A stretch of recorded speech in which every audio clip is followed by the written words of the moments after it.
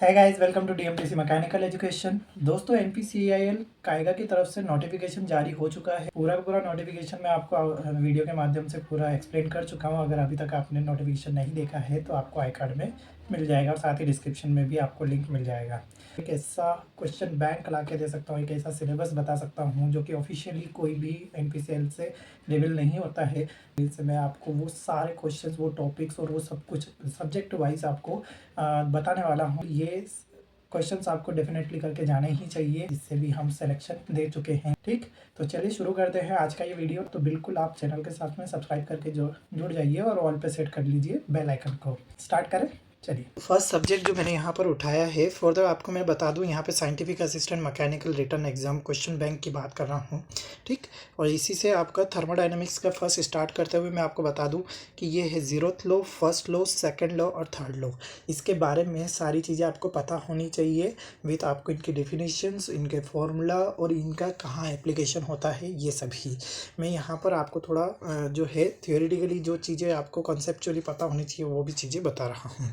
Second है ये throttling और फ्री एक्सपेंशन प्रोसेस के बारे में पता होना चाहिए, क्या कांस्टेंट होता है, जैसे कांस्टेंट एंथैल्पिक प्रोसेस होता है। कई सारे जो है एस्पिरेंट्स ये सोचते हैं कि यार ये इतना ज़रूरी नहीं है, एग्जाम में तो क्यों ही पूछेगा। अगर आप ऐसा सोचते हैं तो आपका सिलेक्शन नहीं हो सकता भाई, क्योंकि जब तक आपको पूरा सिलेबस के बारे में, एक एक चीज़ के बारे में नहीं पता है, क्वेश्चन सॉल्व नहीं होता है। कॉन्सेप्चुअल बेस्ड क्वेश्चन पूछे जाते हैं, मीडियम मॉडरेट टाइप का आपका पेपर आता है।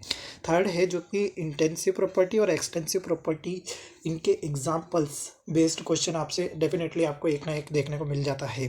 पॉइंट फंक्शन और पाथ फंक्शंस के बारे में भी आपको पता होना चाहिए कि पॉइंट फंक्शन क्या होते हैं, जिसे एक ही पॉइंट पर अगर आप मेजर कर सकते हैं, और पाथ फंक्शन जैसे हीट एंड वर्क जो कि पूरी बाउंड्री में किसी एक पॉइंट पर कैलकुलेट नहीं किया जा सकता। बिल्कुल इसी तरीके से आपको पॉइंट फंक्शन और पाथ फंक्शन के बारे में पता होना चाहिए। थर्मोडायनेमिक सिस्टम्स के बारे में आपको पता होना चाहिए, इवन उसकी जो कंडीशंस है वो भी आपको पता होनी ही चाहिए कि थर्मोडायनेमिक सिस्टम जैसे कि मास ट्रांसफ़र होगा और एनर्जी ट्रांसफ़र दोनों होगा तो क्या होगा, ओपन सिस्टम। मास ट्रांसफ़र नहीं हो रहा है, एनर्जी ट्रांसफ़र हो रही है तो क्लोज सिस्टम।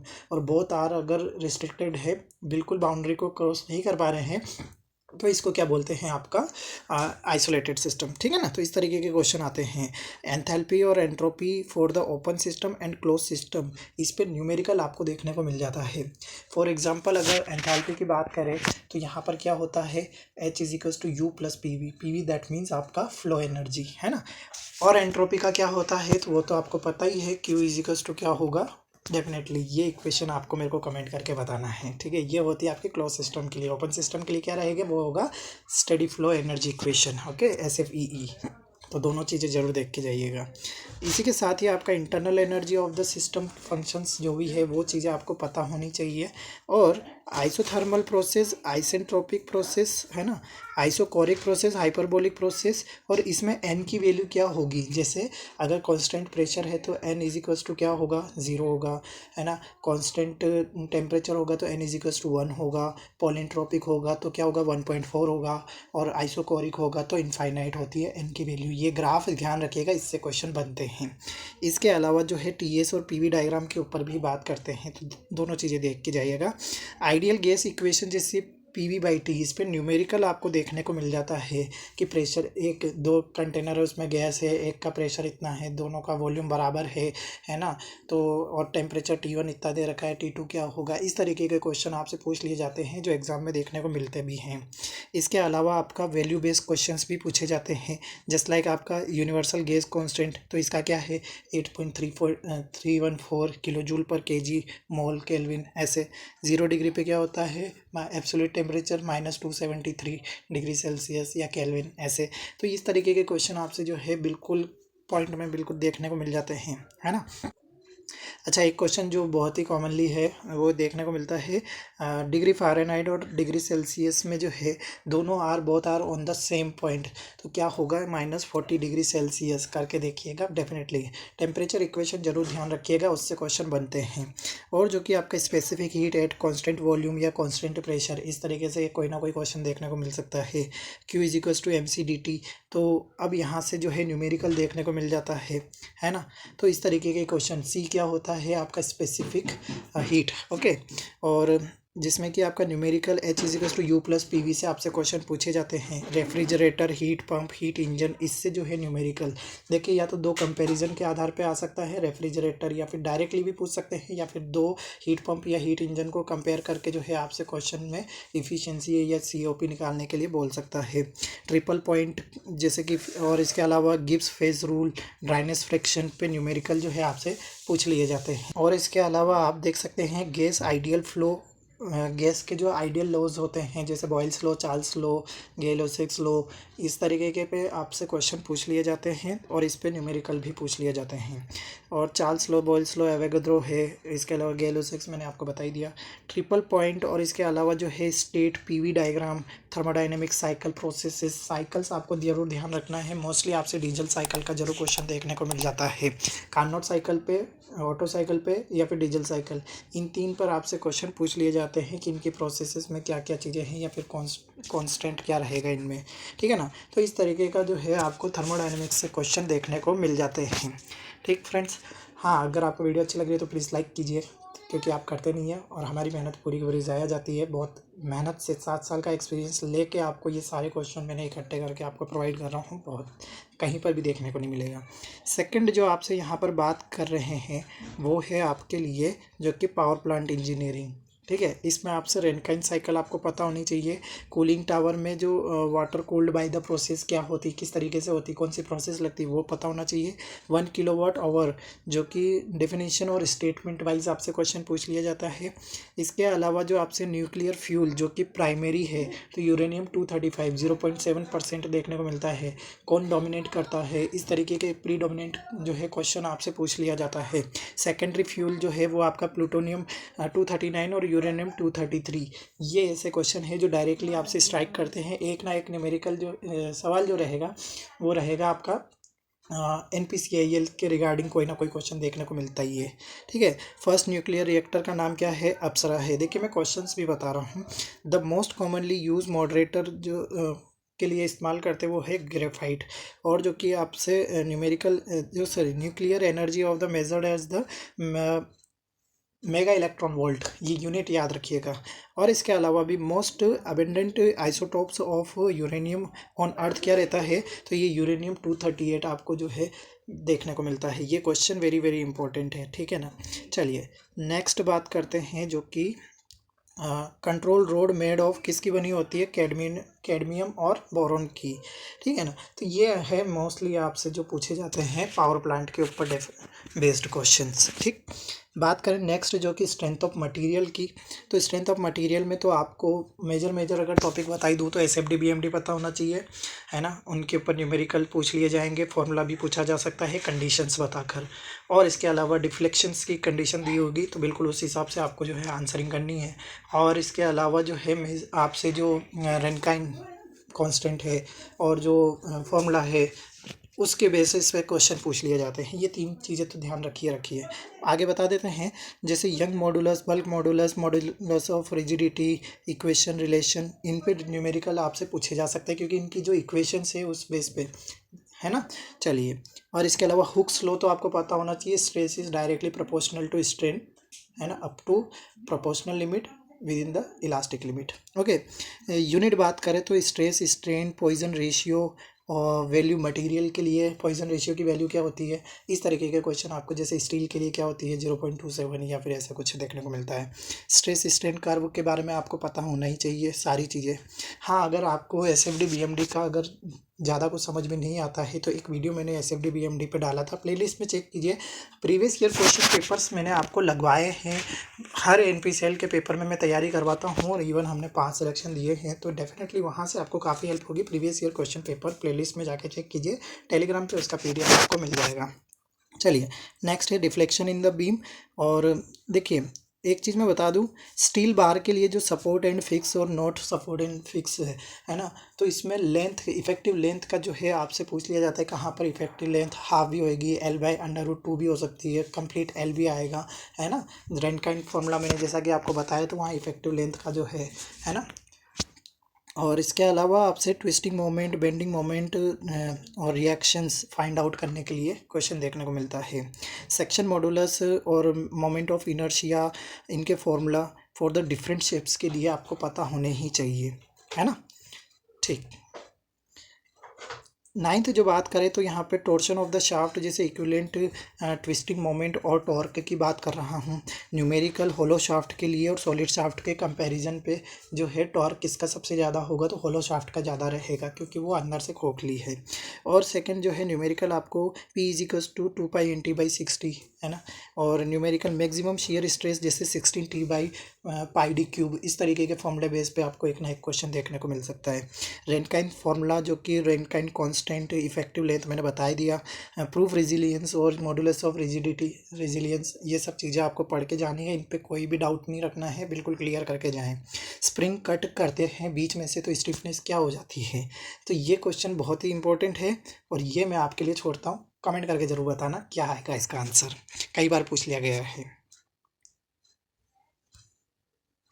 नेक्स्ट देख सकते हैं थ्योरी ऑफ मशीन पर बात कर रहा हूँ, तो फर्स्ट है lower pair higher pair degree of freedom. इस पे एग्जाम्पल और न्यूमेरिकल दोनों तरीके से क्वेश्चन बनते हैं, है ना। अगर आप चाहते हैं कि आपके पास नोट्स नहीं है और आप इन चीज़ों के ऊपर नोट्स को अच्छे से कैरी करना चाहते हैं, तो मैंने अपने नोट्स जो है आपको एक DMTC नोट्स ग्रुप बना रखा है, जिसका लिंक आपको मास्टर ग्रुप जो है उसके अंदर DMTC मैकेनिकल एजुकेशन का जो है उसके पिन मैसेज में दे दिया है, बस जाके ज्वाइन कर लीजिए, वहाँ पर आपको नोट्स मिल जाएगा। सेकंड बात करें तो आपको जो है इन्वर्जन्स आपसे पूछे जा सकते हैं कि जैसे सिंगल स्लाइडर क्रैंकचेन मैकेनिज्म का इन्वर्जन कौन सा है ना। तो ये तरीके के क्वेश्चन इन्वर्जन्स किसी ना किसी बेस पर तो पूछ लिए जाते हैं, है ना। तो इस पे भी मैंने ट्रिक्स बना रखी है, आपको बड़ा अच्छा लगेगा, ठीक है ना। तो यहाँ पर सिंगल स्लाइडर, डबल स्लाइडर, 4 बार और क्रैंक एंड लीवर मैकेनिज्म, ये सब चीज़ें आपको बहुत ज़्यादा ध्यान रख के रखना है, कंपलसरी है, इनमें से कोई ना कोई क्वेश्चन है ना। थर्ड बात करें तो joint between the engine and differential, है ना, तो वो कौन सा होता है, हुक जॉइंट होता है। फोर्थ बात करें तो गुबलर्स क्रिएशन जो कि 3L - 1 - 2J - H, इसके ऊपर बेस न्यूमेरिकल आपको देखने को मिल सकता है। इंस्टेंटेनियस सेंटर जो कि n(n-1/2) फॉर्मूला, इस पे भी क्वेश्चन आ सकता है, देखिएगा। Sliding pair, turning pair, spherical pair और स्क्रू पेयर के बारे में आपको पता होना चाहिए, इवन इनके एग्जांपल से पूछ लेंगे ये कौन सा पेयर है। गियर नोमेनक्लेचर में नो डाउट आपको पूरा कंप्लीट अच्छे से पता होना ही चाहिए, है ना। अच्छा, एक क्वेश्चन है, एक gear having the 100 teeth is fixed and then the another gearing having the 25 teeth है, तो रिवॉल्व्स अराउंड इट, एक दूसरे के अराउंड जो है रिवॉल्व कर रहे हैं। The centre of line of both gear जो रहेगा जॉइंट है आर्म के द्वारा, how many revolutions will be made, ठीक है ना। तो यहाँ पर आपसे जो क्वेश्चन पूछा गया है कि आपका गियर ऑफ 25 दे दिया है, दूसरे पे 100 दे दिया है, आर्म के द्वारा जोड़ दिया गया है, तो रिवोल्यूशन यहाँ पर जो तो आर्म के लिए है, एक रिवोल्यूशन के लिए, तो फॉर्मूला होता है आपका यहाँ पर जो कि 1 + number of teeth by number of teeth on rack और पिनियन, दोनों चीज़ें समझ में आ गई, बस 1 + 4 = 5। इस तरीके के क्वेश्चन आपको डेफिनेटली सॉल्व करने आने चाहिए, ये न्यूमेरिकल आपके NPCL में पूछा जा चुका है, तो डेफिनेटली इस तरीके का क्वेश्चन हो सकता है आपसे पूछ लिया जाए, है ना।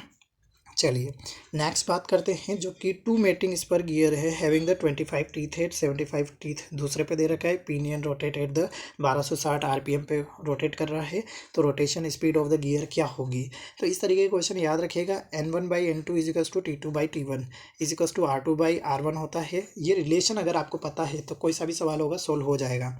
और यहाँ से जो आपका फॉर्मूला निकल के आएगा, है ना, N2 की वैल्यू निकालनी है, बाकी सब रख दो, और N2 = 420 RPM आपको देखने को मिल जाएगा। गियर ट्रेन का क्वेश्चन है दोस्तों, न्यूमेरिकल पूछ लिया गया है ना। तो ये काफ़ी ज़्यादा जो है क्वेश्चन पूछे जाते हैं, और चूँकि हमारे पास NPCL कोई भी ऑफिशियल नोटिफिकेशन सिलेबस अब प्रोवाइड नहीं करता है, तो इसीलिए ये दिक्कत आती है, नहीं तो अदरवाइज सिलेक्शन तो सभी लेंगे। चलिए नेक्स्ट बात करें तो 2 हेलिकल गियर है सेम हैंड, है ना, और 45 डिग्री हेलिक्स एंगल आपको दे रखा है in the mesh, the shaft of 2 gears जो है would add be following angle to each other, क्या होगा। तो देखिए यहाँ पर आपसे जो है हेलिक्स एंगल कितना दे दिया आपका 45 डिग्री दे दिया। केस 1 क्या होता है, both are the helical gear at same load पे है, तो यहाँ पर आपका 45 डिग्री + 45 डिग्री = 90 डिग्री।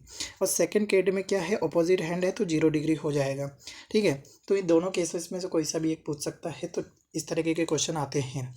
अब चूँकि पता ही नहीं होता कहाँ से आ रहे हैं तो दिक्कत है, तो आप जो बता दिया है तो ये सिलेबस बहुत ही ज़्यादा इंपॉर्टेंट हो जाता है क्वेश्चन बैंक आपके लिए। नेक्स्ट बात कर रहे हैं, एक गियर हैविंग द डायमीटर कितना है 40 सेंटीमीटर दे रखा है, transmit 100 kilowatt at 250 RPM, pressure angle अगर 20 डिग्री का दे रखा है।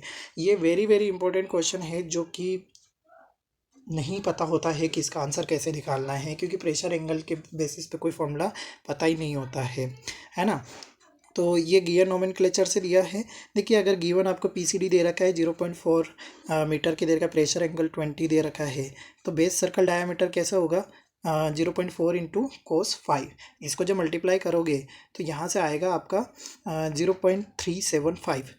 ट्रांसमिट पावर की बात करें तो 2π×10⁻⁶ तो बस इसको फॉर्मूले में फिटअप करना है और यहाँ से आपको जो टी की वैल्यू आएगी 381.97 न्यूटन मीटर मिलता है। अब T equals to F into DB/2 होता है, तो एफ बराबर बस डिवाइड मारना है और 2037 मतलब 2037 न्यूटन का आपको यहाँ पे फोर्स मिलता है। तो यही क्वेश्चन आपसे पूछा गया था। अब प्रैक्टिस कर लोगे तो दिक्कत नहीं आएगी। नेक्स्ट बात करते हैं gear motion, spur gear, bevel gear, helical gear, इन पे भी क्वेश्चन पूछ लिए जाते हैं कि अगर मान लो कि भी किस तरीके की पावर जो है ट्रांसमिट हो रही है और गियर किस तरीके से मैश हो रहा है, तो यहाँ पर आपको जो है गियर का नाम बताना है कि वो कौन सा गियर है। और जो कि अगर बात करें यहाँ पे minimum power transmission in the belt meet when the total tension in the belt equal to क्या होता है T इजिकल्स टू 3TC, जो कि आपका सेंट्रीफ्यूगल टेंशन होता है, उसको अगर 3 से मल्टीप्लाई कर देंगे तो आपको total tension on the belt मिल जाता है। ये फॉर्मूला काफ़ी ज़रूरी है और इस पे कई बार हो सकता है डायरेक्टली क्वेश्चन पूछ लिया जाए। और जो कि आइडियल पुली जो है वो मेंटेन क्या करती है बेल्ट की टेंशन को। उसके अलावा फ्लाईव्हील और गवर्नर, इस पे क्वेश्चन पूछ लिया जाता है। मेजरली आपसे जो है पेंडुलम जो होता है गवर्नर है ना, उसके ऊपर पूछ लिया जाता है। और इसमें जो होगा 895/n² किसका फॉर्मूला है बताइएगा। और इसी के साथ ही height of Watt's governor, pendulum type governor, ये मैंने आपको बता दिया है, समझ लो है ना। सॉरी हाँ, वाट गवर्नर के लिए पूछा जाता है 895/n²। ठीक है। स्टेबिलिटी, हंटिंग और आइसोक्रोनस, सेंसिटिविटी ऑफ गवर्नर, ये सब पढ़ के जाइएगा। और इसके अलावा फ्रेम्स एंड वाइब्रेशन न्यूमेरिकल, इस पे क्वेश्चन पूछ लिए जाते हैं। ठीक है ना। तो आज की इसमें मैंने आपको जो है 4 सब्जेक्ट्स के मैंने क्वेश्चन बता दिए हैं। बाकी के जो है नेक्स्ट वीडियो में लेके आऊँगा, फिर उसके अगले पार्ट में और भी सब्जेक्ट के बताऊँगा। PDF चाहिएगा डेफिनेटली दूंगा, बट पहले ये सारी की सारी वीडियोस लाइक कीजिए, शेयर कीजिए, सब्सक्राइब कीजिए और चैनल के साथ में जुड़कर अपनी तैयारी में आगे बढ़िए। चलिए, जय हिंद, जय भारत।